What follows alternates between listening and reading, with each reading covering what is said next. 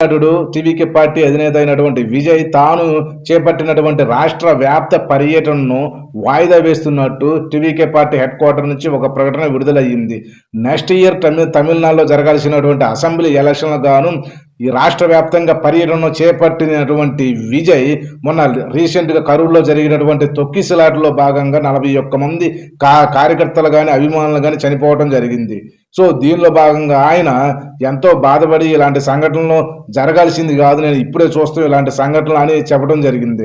అదే భాగంగా దీనిలోనూ ఈ విషయం జరగటం వలన ఆ పార్టీకి టీవీకే పార్టీకి సంబంధించినటువంటి ఇద్దరు నాయకులను కూడా అరెస్ట్ చేసి ఆ పశ్చిమకు సంబంధించినటువంటి కార్యదర్శిని కానీ సౌత్ సిటీకి సంబంధించిన కోశాధికారిని కానీ ఇద్దరు నాయకులను అరెస్ట్ చేసి విచారణ చేపట్టడం జరుగుతుంది. సో ఈయన ఎమోషనల్ మొన్న రీసెంట్గా కూడా ఆయన విజయ్ ట్విట్టర్లో ఒక పోస్ట్ చేయడం జరిగింది, ఒక ఎమోషనల్ వీడియో పోస్ట్ చేయడం జరిగింది. ఇక్కడ ఆత్మీయులను చాలా కోల్పోవడం చాలా బాధగాను దుఃఖంగాను ఉందని ఆయన పోస్ట్ చేయడం జరిగింది. అదేవిధంగా ఇప్పుడు నేను ఈ పరిస్థితులు మనం కరూరు రాలేకపోతున్నాను, ఎందుకంటే ఇక్కడ ఇప్పుడు ఈ పరిస్థితులు కరూరు వస్తే లా అండర్ల సమస్యలు ఉంటాయి కాబట్టి నేను ఇప్పుడు రాలేను. కానీ కంపల్సరీగా నేను ఎవరైతే ఆ తొక్కిసలాట్లో చనిపోయిన కుటుంబాలను నేను కలుస్తాను, కలిసి వాళ్ళ బాధను నేను పంచుకుంటానని కూడా ఆయన ట్విట్టర్లో వేదికగా ఆయన చెప్పడం జరిగింది.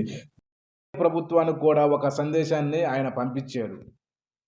సీఎం సార్, మీకు ఏమైనా ప్రతీకారం తీర్చుకునే ఆలోచన కానీ ఉంటే అది నా మీద చూపించండి, మా కార్యకర్తల్ని టచ్ చేయొద్దు అని ఒక సందేశాన్ని ఆయన పంపడం జరిగింది.